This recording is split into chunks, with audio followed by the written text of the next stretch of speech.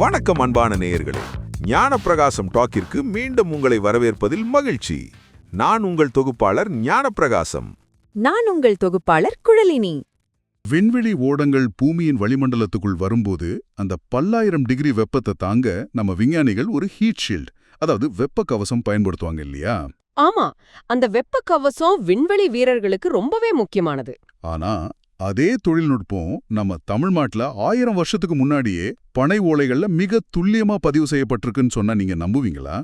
அதுவும் எந்த ஒரு நவீன இயந்திரமும் இல்லாம வெறும் களிமண்ணையும் மூலிகைகளையும் வச்சு. நிஜமாவே இது ரொம்ப ஆச்சரியமான ஒரு விஷயம்தான். அதனால தான் இன்னைக்கு இந்த ஆழமான அலசலுக்கு உங்களை உற்சாகமா வரவேற்கிறேன். இன்னைக்கு நம்ம போகர் 7000 அப்படிங்கிற தொன்மையான நூல்ல இருந்து அயமுறுக்கு, அதாவது இரும்பை பக்குவப்படுத்தும் முறை அப்படிங்கிற தலைப்புல வர்ற 83 மற்றும் 84வது பாடல்களை வரி வரியா உடைச்சு பார்க்க போறோம். கண்டிப்பா. இது வெறும் பழங்கால கவிதை கிடையாது, இது ஒரு தூய்மையான அறிவியல். Correct.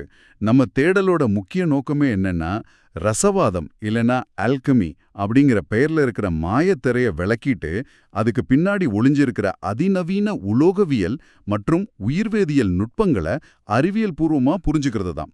Okay, let's unpack this. சரி, இதை கொஞ்சம் விரிவாக பார்ப்போம்.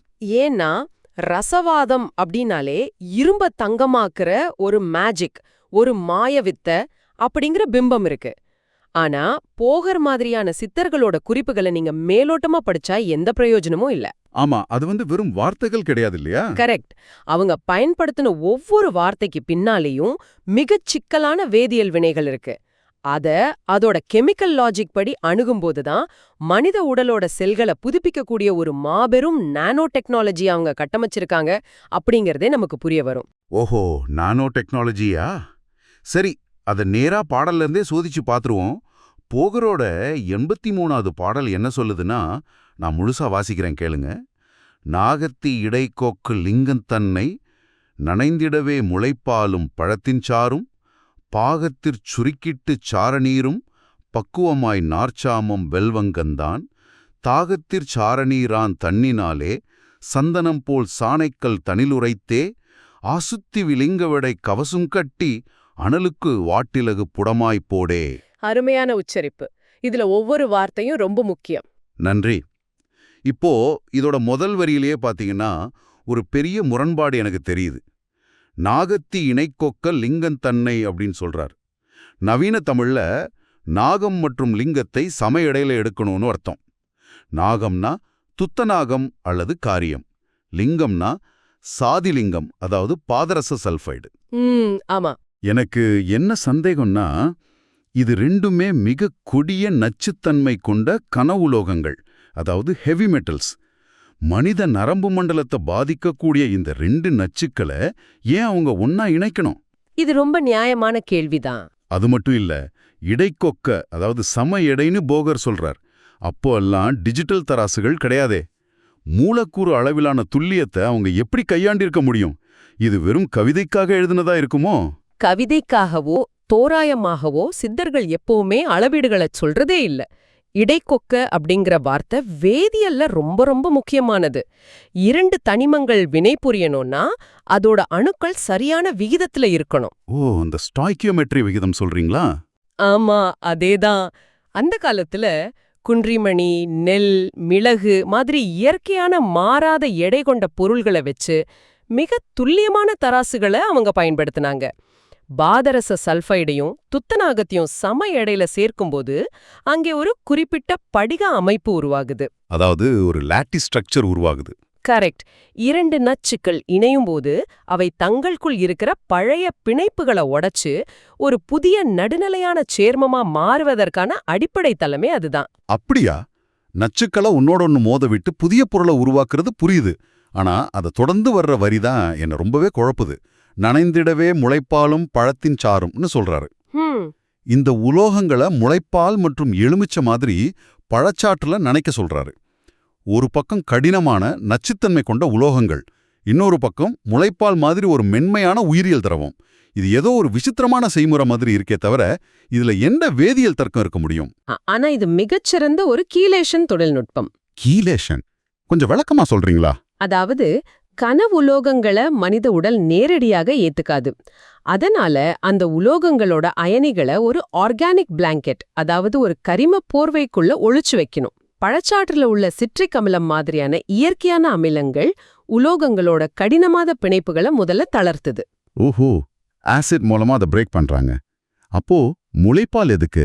முளைப்பால்ல கேசின் மற்றும் வே மாதிரியான மிகச் சிக்கலான புரதங்கள் இருக்கு. இந்த புரதங்கள்ல உள்ள அமினோ ஆசிட்ஸ் பாதரசம் மற்றும் துத்தநாக அயனிகளை சுத்தி ஒரு கூண்டு மாதிரி பின்னிக்கொள்ளும். வாவ்!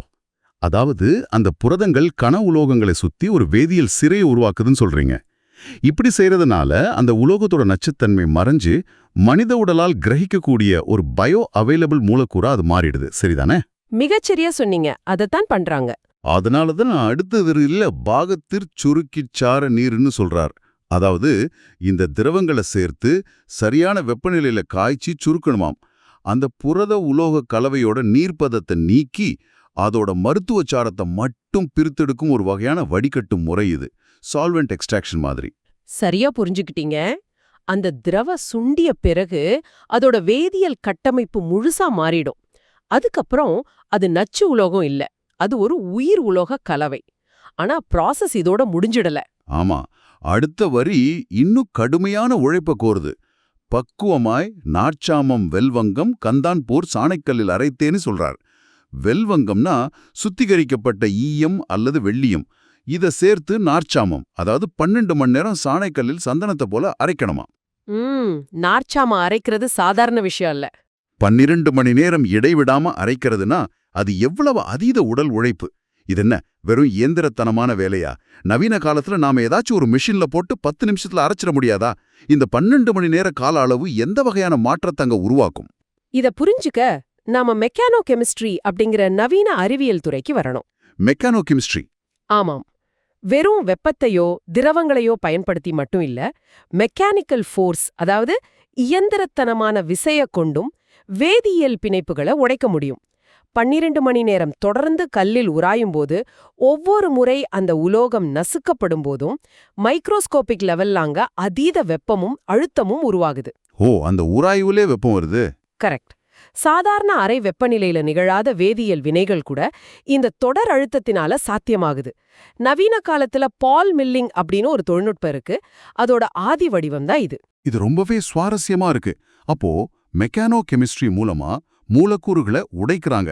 சந்தனம் போல் உரைத்து அப்படிங்கிற வார்த்தை வெறும் மென்மைய குறிக்கல. சந்தனத்தோட துகள்கள் நம்ம தோலோட நுண்துளைகளுக்கு ஈஸியா ஊடுருவக்கூடியவை. ஆமாம். அப்படி என்றால் இந்த உலோக கலவைய நானோமீட்டர் அளவுக்கு, அதாவது நானோ துகள்களா உடைக்கிறாங்க அப்படின்னு நான் பொருள் கொள்ளலாமா? சந்தேகமே இல்லாம அப்படி சொல்லலாம். ஏன்னா மூலக்கூறுகள் எவ்வளவு சிறியதா இருக்கோ அந்த அளவுக்கு உடலோட செல்களுக்குள் ஊடுருவி அது மருந்தா செயல்படும். இதுக்கு அடுத்த கட்டமா தான் இந்த அரைத்த விழுதிற்கு போகர் ஒரு கவசம் அமைக்க சொல்றார். ஆமா, அந்த வரிதான் இது. ஆசுத்தி விளிங்கவடை கவசம் கட்டி அனலுக்குள் வாட்டிலகு புடமாய் போடே. அதாவது தூய்மைப்படுத்தப்பட்ட அந்த விழுதிற்கு எடைக்கேற்ப கவசம் கட்டி அனலுக்குள் லகு புடமா, அதாவது மென்மையான தீயில போடணும். இங்கதான் விஷயம் ரொம்ப இன்ட்ரெஸ்டிங்கா மாறுது. நான் ஆரம்பத்துல சொன்னேன் இல்லையா, அந்த விண்வெளி ஓடத்தோட வெப்ப கவசம், அந்த ஹீட் ஷீல்டு ஒப்பீடு இங்கதான் வருது. ஒரு பொருளை நேரடியா நெருப்புல காட்டினா அது ஆக்சிஜனோட வினை புரிஞ்சு எரிஞ்சு சாம்பல் ஆயிடும். அது ஆக்சிடேஷன் ஆயிடும். இதை தவிர்க்க தான் அந்த விழுத சுத்தி களிமண் மற்றும் சீலை மண், அதாவது பருத்தி துணி கொண்டு பல அடுக்குகளா ஒரு கவசம் கட்டுறாங்க. இது உள்ளே இருக்கும் பொருளை நேரடி நெருப்புல இருந்து பாதுகாக்குது. அது மட்டும் இல்லாம நீங்க அந்த லகுப்புடம் அப்படிங்கிற வார்த்தைய கவனிக்கணும். லகுப்புடம்னா மென்மையான நெருப்பு தானே? ஆமாம். புடம் அப்படிங்கிறது ஒரு குறிப்பிட்ட வெப்பநிலைய குறிப்பிட்ட நேரத்துக்கு சீராக பராமரிக்கும் ஒரு தெர்மோடைனமிக் செயல்முறை. எத்தனை வறட்டிகள் பயன்படுத்தப்படுது அப்படிங்கறத பொறுத்து உள்ளே உருவாகும் வெப்பத்தோட அளவு துல்லியமா கணக்கிடப்படுது. ஓ, கவுடன் கேக்ஸ் கவுண்ட் பண்ணியே டெம்பரேச்சரை மெயின்டைன் பண்ணிருக்காங்க. கரெக்ட். கவசத்துக்குள் ஆக்சிஜன் நுழைய முடியாது அப்படிங்கறதால அங்கு ஆக்சிஜன் ஒடுக்க நிலை, அதாவது ஒரு ரெடியூசிங் அட்மாஸ்பியர் உருவாகுது. அந்த மென்மையான வெப்பத்துல நானோ அளவிலான அந்த உலோகங்கள் ஒன்றுக்கொன்று பின்னி பிணைஞ்சு ஒரு புதிய படிக அமைப்பை உருவாக்குது. வாவ்! இந்த நுணுக்கமான செயல்முறைகளை கேட்கும்போதே இதோட பின்னாடி உள்ள அறிவியல் ஆழம் மலைக்க வைக்குது. சரி, இப்போ முதல் பாடல்ல ஒரு மென்மையான வெப்பத்தை கொடுத்து ஒரு கலவையை உருவாக்கிட்டாங்க. அடுத்து என்ன நடக்கும்? அங்கேதான் 84வது பாடல் வருது. நான் அதை வாசிக்கிறேன். படிங்க. லகுபுடமாய் போட்டயம் நின்ற விடைதான் லோக இரும்பு வங்கன் தங்கம் நாகம் உகுபுடமாய் இருக்கையிலே காரமீந்து ஊதியுமே உள்ளுக்கு எழுந்த ஈவாய் விகுபுடமாய் வாங்கியது களங்குமாகும் மேதினியல் ஆங்கனக மதாய்ப்போம் பாரே தகுபுடமாய் சகத்திரத்துக் கொன்றே பொடுத்தாய் சொல்ல யான் கண்டேன் ரணித்தங்கானே. ஓகே. இப்போ இதுல என்ன ஆச்சரியம்னு பாத்தீங்கன்னா, பல உலோகங்களை ஒன்னா கலக்க சொல்றார். ஆமா, இங்க ஒரு மிகப்பெரிய தெர்மோடைனமிக் சவால் இருக்கிறத நான் பார்க்கறேன். லகுபுடமாய் போட்டயம் நின்ற விடைதான் லோக இரும்பு வங்கம் தங்கம் நாகம். முதல் புடத்திற்கு பிறகு மிஞ்சியிருக்கும் இரும்பின் எடையை கணக்கிட்டு அதோடு இரும்பு வங்கம் தங்கம் மற்றும் நாகம் ஆகிய உலோகங்களை சேர்க்க சொல்றார். இதுல என்ன சிக்கல்னா, தங்கம் தோராயமா 1064 டிகிரி செல்சியஸ்ல உருகும். இரும்பு உருக 1500 டிகிரிக்கு மேல தேவை. ஆனா துத்தநாகம் வெறும் 419 டிகிரிலேயே உருகி 907 டிகிரில ஆவியாகவே தொடங்கிடும். கரெக்ட். அது வேப்பரைஸ் ஆயிடும். இந்த எல்லா உலோகங்களையும் ஒரே கலவையில போட்டு நெருப்புல காட்டினா தங்கம் லேசா சூடாவதற்குள்ளாகவே துத்தநாகம் முழுவதும் ஆவியாகி காத்துல கலந்துடுமே. இந்த வெவ்வேறு உருகும் நிலைகளை கொண்ட பொருட்களை காற்றில் ஆவியாகாம எப்படி ஒரே உலோக கலவையா மாற்ற முடியும்? அலாய் பண்றது அவ்வளோ ஈஸியா? நீங்க எழுப்புற இந்த கேள்விதான் நவீன உலோகவியல் வல்லுநர்களையும் ரொம்ப காலமா சிந்திக்க வச்சது.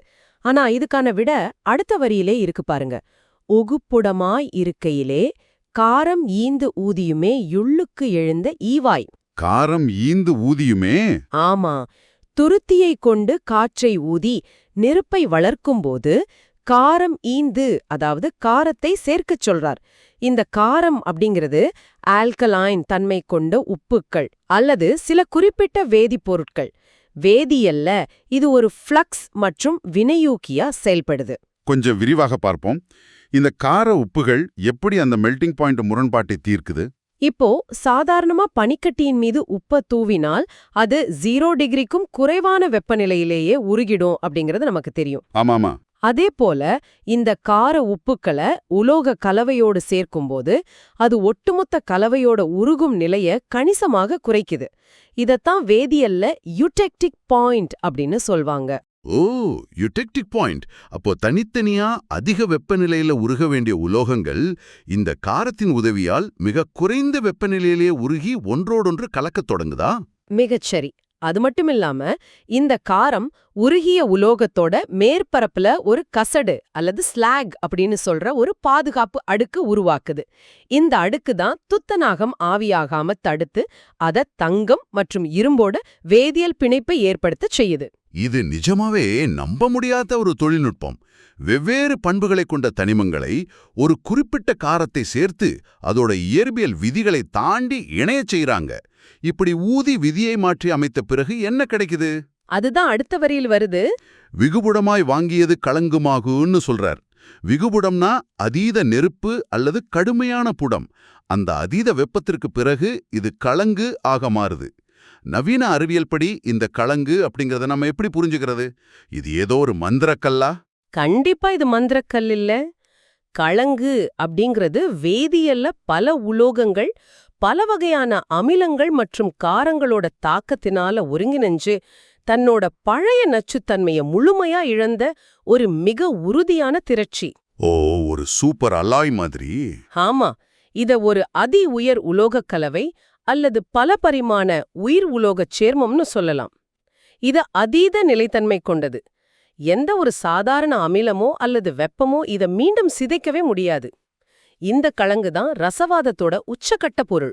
சரி, இந்த பொருள் என்ன செய்யும்? அதுலதான் நிறைய பேரும் மாயைகள்ல சிக்கிக்கிறாங்க. அடுத்த வரியில போகர் மேதினியல் லாங்கனக மதாய்ப்போம் பாரே தகுபடமாய் சகத்திரத்து கொன்றே போடு அப்படின்னு சொல்றார். இது ரொம்ப முக்கியமான வரி. சகத்திரத்திற்கு 1 அப்படிங்கிற ஒரு விகிதத்தையும் சொல்றார். நிஜமாகவே இந்த கலங்கோட ஒரு துகளுக்கு 1000 துகள் இரும்பை தங்கமாக மாற்றுற வேதியியல் சாத்தியம் இருக்கா? இல்ல உலகமே தங்கமாகிடும் அப்படிங்கிறது ஒரு உருவகமா? நாம இப்போ அறிவியல் தர்க்கத்தை தாண்டி ஆன்மீக மாயைக்குள் நுழையிறோமா? இல்ல. இத பரந்த கண்ணோட்டத்துல புரிஞ்சுக்க நாம உயிரியலுக்கும் மருந்தியல் தத்துவத்துக்கும் திரும்பணும். உலகமே தங்கமாகிடும் அப்படிங்கறத நீங்க உங்க வீட்டு இரும்பு கதவுல ஒரு சொட்டு மருந்த தடவுனா அது தங்க கதவா மாறிடும்னு பொருள் கொள்ளக்கூடாது. அப்புறம் எப்படி புரிஞ்சுக்கிறது? சித்தர்களோட பார்வையில உலகம் அப்படிங்கிறது மனித உடம்பு தான். அண்டத்தில் உள்ளது பிண்டத்தில் அப்படிங்கிறது அவங்களோட அடிப்படை விதி. இங்கு தங்கம் அப்படிங்கிறது நோயற்ற, மாசற்ற, தூய்மையான தேகத்தோட குறியீடு. அப்படியா? அப்போ அந்த 1000க்கு 1 அப்படிங்கிற விகிதம் எதை குறிக்குது? அது இந்த கலங்க மருந்தோட டோசேஜ் பற்றிய குறிப்பா? சரியா புடிச்சிங்க. அது ஒரு வினையூக்கியோட, அதாவது கேட்டலிஸ்டோட வீரியத்தை குறிக்குது. நவீன உயிரியல்ல என்சைம்கள் எப்படி செயல்படுதுன்னு பாருங்க. ஒரு சிறிய என்சைம் மூலக்கூறு தன்னை விட 10,000 மடங்கு பெரிய வேதியியல் வினைகளை உடலுக்குள் தூண்டிவிடும். ஆமா, கொஞ்சம் என்சைம் போதும் பெரிய ரியாக்ஷனுக்கு. அதே போலத்தான் அதீத ஆற்றல் கொண்ட இந்த கலங்கு மருந்தோட ஒரு சிறு துடி உடல்ல உள்ள 1000 மடங்கு மாசுகளையும் நாட்பட்ட நச்சுக்களையும் அழிச்சு செல்களோட நோய் எதிர்ப்பு மண்டலத்தை முழுமையா மாற்றியமைக்கும் வல்லமை கொண்டது. வாவ்! அதாவது அந்த மருந்து நேரடியாக போரிடுறதில்ல, அது உடலோட செல்களை தூண்டி உடலையே தன்னைத்தானே குணப்படுத்திக் கொள்ளும் ஒரு அமைப்பா, ஒரு செல்ஃப் ஹீலிங் மெக்கானிசமா மாற்றுது.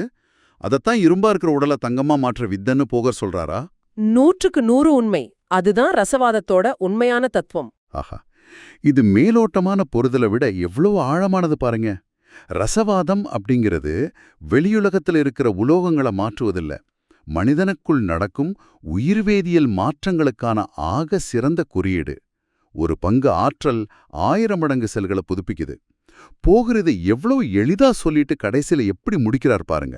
தாய் சொல்ல யான் கண்டேன் ரணித்தங்கானே.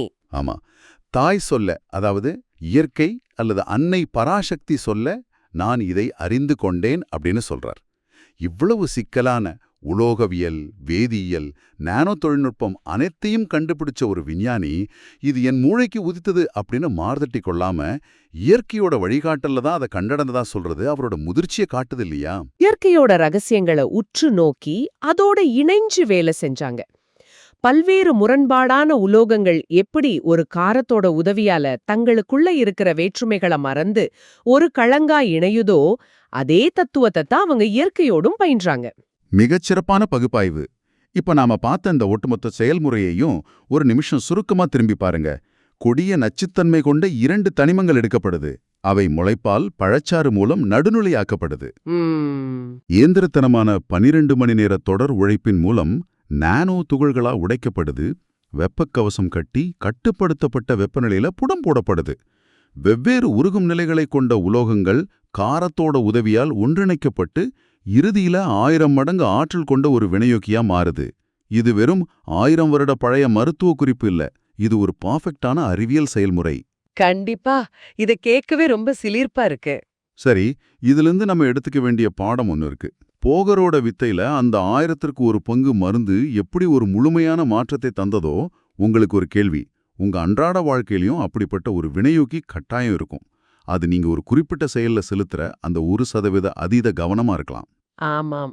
எந்த பலனையும் எதிர்பார்க்காம நீங்க தொடர்ந்து செய்யற ஒரு சிறு பழக்கமா இருக்கலாம், அல்லது நெருப்பிலும் கருகாம அந்த உலோகங்களை காத்த அந்த பொறுமையா கூட இருக்கலாம். உங்க வாழ்க்கையோட கெட்டியான இரும்ப தங்கமா மாத்த போற அந்த 1000ல் 1 வினையூக்கி எது? சிந்தித்து பாருங்கள். மீண்டும் ஒரு ஆழமான தேடலோடு உங்களை சந்திக்கும் வரை விடைபெறுகிறோம்.